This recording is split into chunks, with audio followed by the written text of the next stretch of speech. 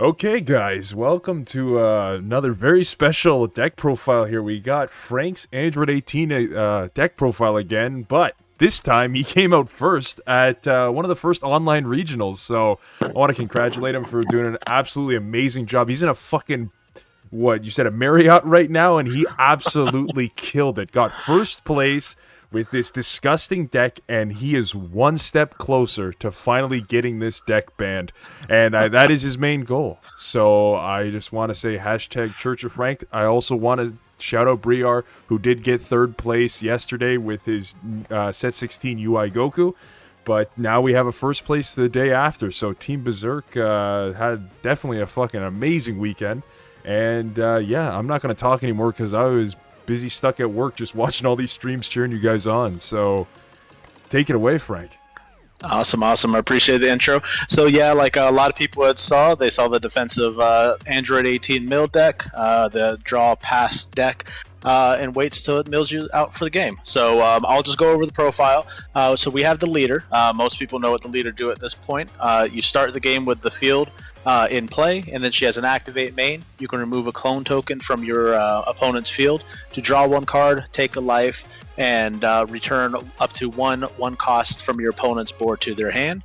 Awaken, draw two, and backside she attacks when she draws, and then also another activate main, which you rarely use, but it's remove a clone, bounce back a 1-drop, and then reduce the combo cost of all green and blue battle cards. So going on the field card, because we had one interaction that some people didn't see, I'll explain those. The field card is very basic as well. Auto, once per turn. When you or your opponent play a non-token battle card, it can't attack for the duration of your turn. So as we know with a lot of other autos, we can't pick and choose when they trigger. It's a once per turn. So if your opponent plays a battle card on your turn or vice versa, it does consume the auto. And that's actually why I won my round 7, was my opponent played a battle card.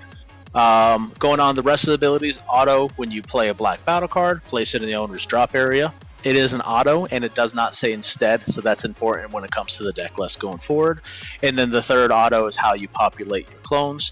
Start your opponent's main phase, play 2 clone tokens with 10k power on your opponent's battle area, and they have no, there's no combo, so they can't get rid of them.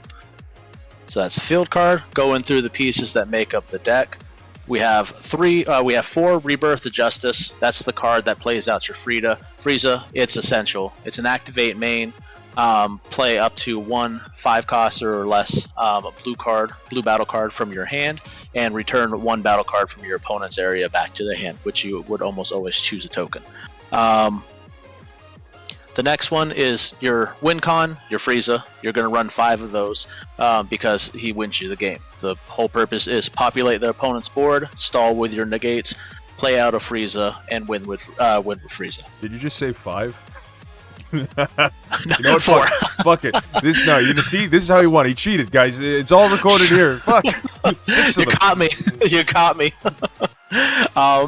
Now going into the negate package, which is the reason why you're able to actually get through most of these aggro decks, is 1, the field card. Like I said, that's the summon and sickness. Being able to abuse that properly and making sure your opponent can't attack with certain battle cards is essential. So not necessarily Trunksing the best dude that they play out if they're playing it as their first one. Then aside from that, you got 2 Chilled Army reinforcements. Everybody knows what that one does. It's a great negate, adds a blocker, basically stops 2 attacks. 4 Unlikely Protectors. This, I think, you rarely see in Android 18 decks, and I still will swear by it. It's a non-counterable Weesis Coercion for this deck. It's a 1-cost counterattack, negate the attack. Then if your opponent has any clone tokens on their battle area, restand 1 mono blue energy, and it has a permanent where its skills can't be negated in any area. With a lot of decks that have counter options, I mean, you can't really argue with that because it's free. Yeah. Then of course I'm playing a blue deck, so 4 Dimension Magics because I'm not crazy. And then to go along with the mill strategy, I am running 2 Oceanus. This is a more recent addition to the deck, and it's been fantastic for me. Oceanus is great against UI Goku and a lot of other decks in the meta because they burst, they draw, so might as well let them help burst more. It works as another hatch for the deck, basically. But you got to remember you can't play the black battle card, so you'll play it, it'll hit, the auto will trigger, then the autos will resolve, and your field card will remove it. However, the on-play auto still goes off, so it lays down the effect. And you gotta just how much work that card put in your finals match there against Piccolo, where he was just swinging. It was what, turn 3, and he swung himself down to what, 5-6 cards in deck. Yeah, just about. Like he almost made it where I didn't even need to play the Frieza to mill it. Yeah, no, it was that Oceanus is insane. It does so much work against these decks that just are hyper draw decks. Now going into the counterplay options that we have for the deck, I run 3 Trunks. You can run 4 because in this deck the Unison can be alive on turn 1 at 3 markers. So you can choose to run 4, but I like 3. 3 is a good number for me. I run 2 counterplay Android 18 Let the Battle Begin. This card is a superstar for this deck. A lot of times I ran 3 before. In the pre-sideboard meta, it goes up to 4 in total. She's a 15k blocker that has a permanent if your leader's an Android and you have a specified blue, or specified... Got rated. You have a Unison card in play with a specified cost of 2 or more, and it's your opponent's turn. Reduce the cost by 3. So it's a 1 cost, 15k blocker that plays herself and bottom decks a battle card if it costs 4 or less. This does a lot of work against UI Goku. It does a lot of work against other decks in general that kind of stay low to the ground. And I've ran 3 before, and I would suggest it any time. Amazing card. So now to address the summoning sickness that the field card gets, you need to be able to play a few battle cards for free if you want to go into Rebirth on turn 5 or turn 4. So you can play out the Android 16 from hand or drop by consuming a clone if it's not on the board. Aside from that, I run 3 Destined Deed Krillins. He has a permanent where if there's an Android 18 in your leader or battle area, you can play him for free. He's a free blocker and he eats up the summoning sickness. Perfect card. Other one, I run 2 Overrealms. Both of them is Bardock Awaken Instinct. Again, another free one, and he's fantastic. I play him on the board for free. He hits his trigger. I draw 2, discard 1. Then he goes directly to the drop because of my field card, so it fuels the drop for the next Overrealm in case I needed to do it early. I'm still digging. So great cards to have in here. And one thing I guess going into it is you want to watch your blue ratios. We got black cards here. We have the black Oceanus. We have the green Krillins. So it makes it very difficult to add in more blue because you'll find yourself getting stuck from time to time. And don't be afraid to charge the Frieza in the early rounds if you need to, because you don't use your energy for anything. And then on the other free play, like I said, the Android 16. This guy's a menace. Black decks deal with it well because a lot of the black decks send him to the warp. But if you get him out on the board, most decks can't get rid of him. He's a 4k unique permanent. You can't combo with him in your battle area, and the opponent's clone tokens can't attack, so it gives the same effect as the Unison. And then auto once per turn. If you give your opponent clone tokens with an extra card, you give them 2 additional. So instead of them getting 2 every turn, they're getting 4. And that's deadly and deadly when you're looking at a Frieza. And then his last ability is an activate main that does not say once per turn. You can remove a clone and play him from your hand or drop. So like I said, unless you're warping him, you're not getting rid of him. And there's 4 of those, of course. On to the Unison package. Like I said earlier, you can play your Unison out on turn 1 and make it live. This is the Unison that you're running. We are running 4 of this Unison. He has an activate main. If you don't have a Unison in play, you can remove a clone token from your opponent's battle area to play him in rest mode with 1 marker. He's a 14k. He's honestly, I think this card is overtuned for the deck. I get that it's a deck that not a lot of people play, but I think it's overtuned. It plays itself for free. It's a +2 and it's a 14k. It just makes your opponent put in so much work just to get rid of it. And then, like I said, going on his abilities, 2 abilities like standard, +2 activate main. It buffs your leader by 5k for the turn, and then makes it where your opponent's clone tokens can't attack for the turn, so they just sit there do nothing. And then secondary ability, which you rarely use, is -4 activate battle, +11k double strike, so he becomes a 25k double strike. Super combos, pretty straightforward, just 4 Vegeta super combos.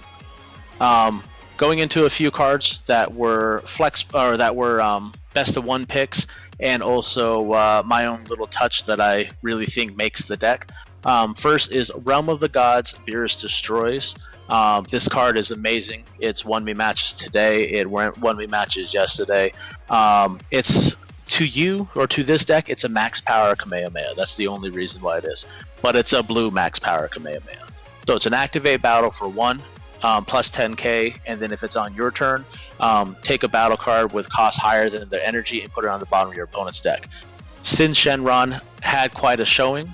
9-drop Sin Shenron ruins this deck. There's nothing you can do about it because they're going to wipe the abilities of Frieza, and then they're going to kill it or steal it the next turn. So this is your bread and butter against that deck. And I run 2 of them. And like I said, it won me games against Sin Shenron. It's needed. SCR, no better choice really for a blue leader. Not and then Pycon? Not Pycon is mono blue. Come on. Heroine's lineage. There we go. Yeah. So Hatch, and then going into the touch that I've been doing since I want to say last November, and I think this kind of really makes the deck and makes it actually competitive because the deck itself is very linear. It's easy to deal with. However, and what a lot of people say is the Frieza has no protection. No barrier, no deflect. You can't win with it. No protection. Okay. So what I decided to do was 3 baby Unisons, 3 baby Apes.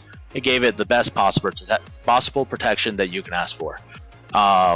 So the rounds of play usually for this deck, if you want to go off on the mill, doesn't matter who you're playing against, it'd be enough to mill them, is on turn 4, you use your other Unison's +2 ability to make it where they can't attack, doesn't matter if they get rid of the 16 or not. Play out your baby, +2 on baby, bringing them to 5 or 6, whatever you wanted to play them to.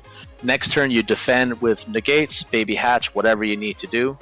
Turn 5, you charge, free play a battle card, -5, play out the Frieza, they respawn, baby ape, they respawn, baby ape, they respawn, baby ape.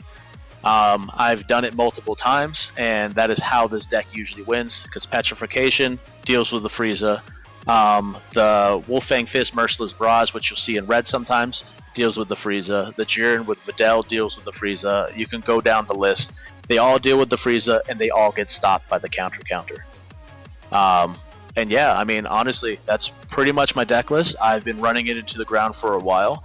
I look forward to playing other decks, but it's hard to get away from this one for sure. So yeah, I mean, that's my list. Before we cut out as well, I do want to give a shout out to the rest of the peeps on my team. Team Berserk up here in Canada, TCG Metals, and Team Deck Planet. We're all a fully affiliated group of people. And shout out to our sponsors, Blue Lotus. They provide singles and packs all across Canada, out of Nova Scotia. Definitely look them up. They're one of my home stores. Awesome. Well said. You put the deck together, showed them how it was done, and honestly, I didn't ask, but how does it feel? You finally top with this fucking deck, and it's like right in the beginning of the year when everyone's looking. Both tournaments were 256 cap, right? And they both hit it. Yep, they sold out in less than 48 hours. Damn. And it feels great. It feels great, honestly, to know that my regionals going forward that I play in, I'm not as pressured to try to win to get my invite. It feels great to be, very first set drops. Everybody's staring at multiple different decks. UI Goku is one of the big ones. And I come in swinging with Android 18. That only addition from set 16 was originally a sideboard option. Fair enough. That's So next regional, you're going yellow 18, right? You caught me. Yeah. Next regional, hopefully this deck will be banned in any way, shape, or form. They'll get rid of the Frieza, and we'll never have to see it again. Well, we can only hope and pray. But awesome job today, and thanks for showing off the deck. Thank you very much. Appreciate it.